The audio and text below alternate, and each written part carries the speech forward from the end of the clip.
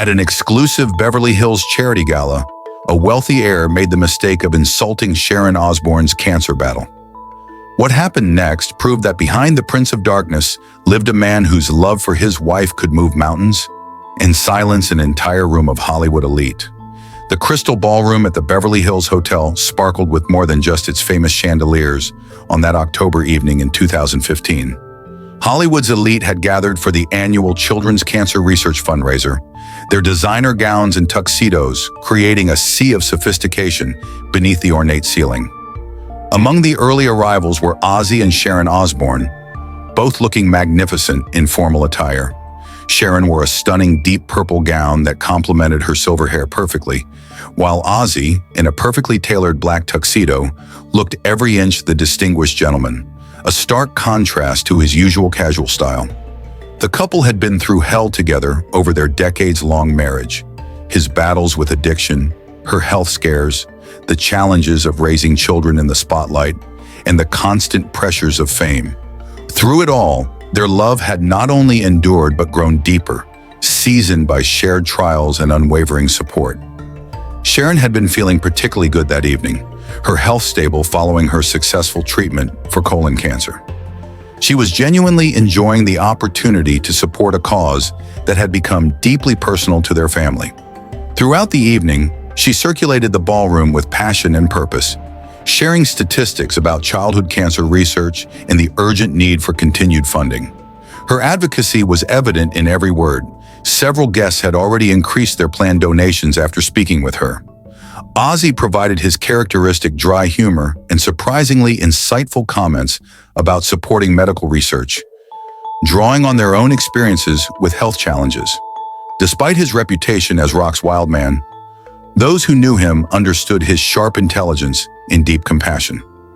As the formal program concluded and guests returned to socializing, the Osbournes found themselves near the silent auction tables, discussing a vacation package to Tuscany with another couple, the Harrisons. That's when Harrison Whitfield III approached their group. Whitfield was heir to a pharmaceutical fortune, a man in his early 60s with the kind of old money arrogance that came from never earning anything through his own efforts. He was known in certain circles for his sharp tongue, offensive political views, and belief that his social status gave him the right to express cruel opinions. He had been drinking heavily throughout the evening, his face flushed and voice slurred, as he inserted himself uninvited into their conversation.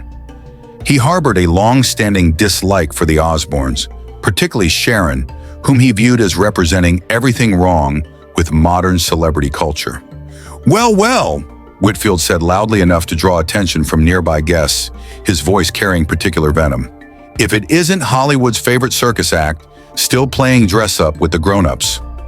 Sharon raised an eyebrow, recognizing him from previous social events as someone unpleasant. But she maintained her composure with the grace that had carried her through decades in the public eye. "Hello, Harrison," she replied evenly, though her tone carried a subtle warning. "I hope you're enjoying the evening and finding it educational about the Foundation's work." But Whitfield was just getting started, and alcohol had removed whatever filter might have normally prevented him from expressing his most toxic thoughts. "Tell me, Sharon," he continued, his voice growing louder and more aggressive, "are you still playing the victim card, or have you moved on to new ways of staying in the spotlight? It must be challenging to remain relevant when the reality shows dry up."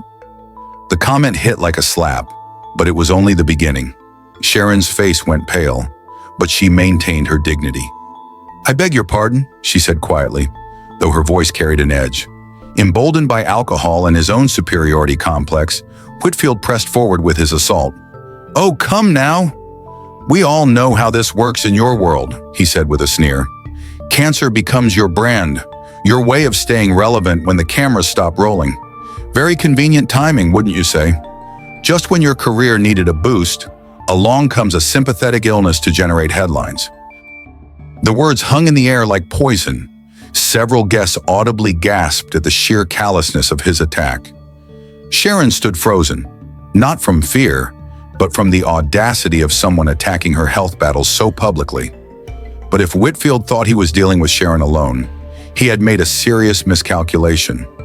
Ozzy had been examining artwork when the conversation began, but Whitfield's first comment had drawn his attention immediately. By the time the full insult was delivered, Ozzy was already moving. His face transformed from pleasant social interaction into something that reminded everyone why he had once been called the Prince of Darkness. Not because of theatrical performances, but because he could tap into primal intensity when the situation demanded it. "What did you just say?" Ozzy's voice cut through the ballroom like a blade, causing conversations to stop abruptly. His Birmingham accent became more pronounced, carrying the full weight of 4 decades of commanding stages. The question wasn't a request for clarification, it was a warning. Whitfield, not understanding the gravity of his situation, doubled down. "I said your wife has turned cancer into a career move. Quite profitable, I'm sure. Very clever marketing strategy." He never finished the sentence. In one fluid motion, Ozzy stepped between Whitfield and Sharon, his body language conveying protective fury that made several people step back instinctively. The shift from distinguished gentleman to protective husband ready for battle was so complete, it left everyone breathless. "You listen to me very carefully," Ozzy said, his voice low but carrying clearly with controlled intensity. "I've spent my entire life dealing with critics and people who thought they could tear me down. I've been called every name in the book and survived attacks that would have destroyed weaker men." By now, a significant portion of the ballroom had turned their attention toward the confrontation, sensing they were witnessing something unprecedented.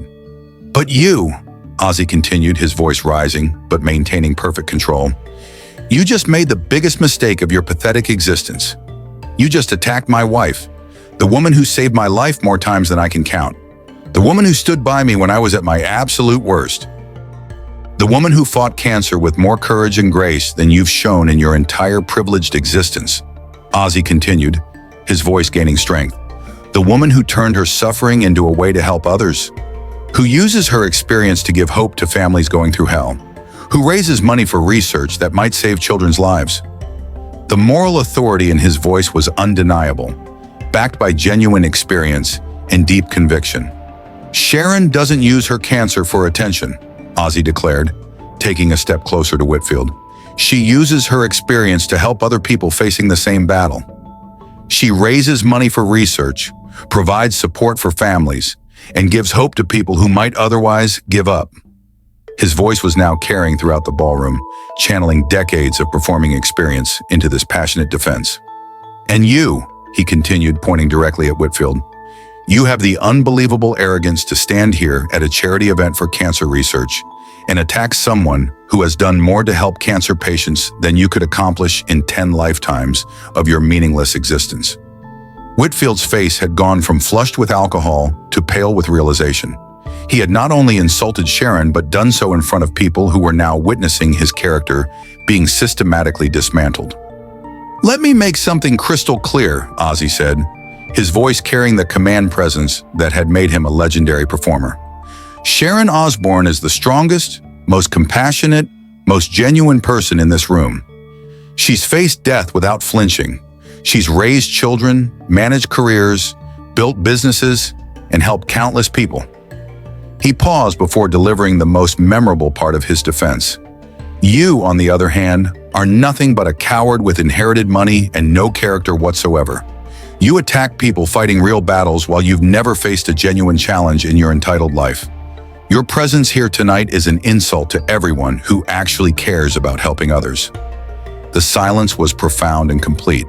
Whitfield stood there, his earlier bravado completely evaporated, looking like a child caught in serious misdeed. "Here's what's going to happen," Ozzy continued authoritatively. "You're going to apologize to my wife. Not because I'm making you, but because it's the right thing to do." Whitfield's apology when it came was grudging. "Mrs. Osbourne, I apologize if my comments were inappropriate." "If?" Ozzy repeated sharply. "You told a cancer survivor she was faking her illness for publicity. There's no if about the inappropriateness." But Sharon, who had watched this fierce protection with love and amazement, stepped forward and placed a gentle hand on Ozzy's arm. "It's all right, darling. Mr. Whitfield has apologized, and I accept it. Some people don't understand what they're talking about when it comes to cancer." Her grace only highlighted the contrast between her character and Whitfield's behavior. Now, Ozzy said with final authority. "I think it would be best if you left. This is a charity event for cancer research, and your presence here is an insult to everyone who's been touched by this disease." Whitfield nodded quickly and hurried toward the exit, several guests deliberately turning their backs to him as he passed. Once he left, many approached the Osbournes to express support and admiration. "That was love in action," said Margaret Harrison, her voice filled with emotion. "I've never seen anyone defend their spouse with such passion and eloquence." Later, in a quieter corner, Sharon squeezed Ozzy's hand. "Thank you. I didn't know how to respond to something so cruel. I was just frozen." "You never have to face anything like that alone," Ozzy replied, pulling her close. "Anyone who wants to attack you has to go through me first, and I promise that won't end well for them. Not ever." The story spread quickly, but the focus wasn't on drama. It was on the demonstration of true love and partnership. Videos went viral not because of scandal, but because they showed something beautiful: a husband who would stop at nothing to protect his wife's honor. The incident sparked conversations about how cancer survivors are treated in public discourse, with Sharon's advocacy work receiving renewed attention and support.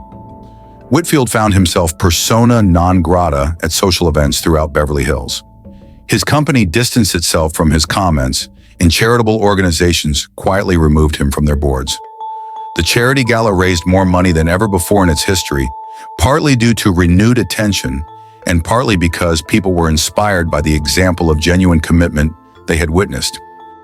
Years later, when asked about that night, Ozzy would always say, "Nobody attacks my Sharon. Nobody.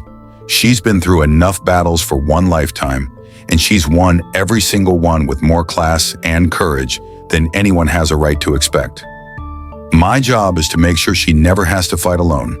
The incident became part of their family legend, a story about the power of standing up for those you love and the importance of defending people fighting difficult battles with grace and determination. Sometimes the most romantic gesture isn't flowers or jewelry. It's being willing to stand up and fight for the person you love when they need you most. True partnership means facing the world together, protecting each other, and never letting anyone tear down what you've built with love, loyalty, and unshakable devotion. That night, the Prince of Darkness became something even more powerful: a guardian angel protecting the love of his life,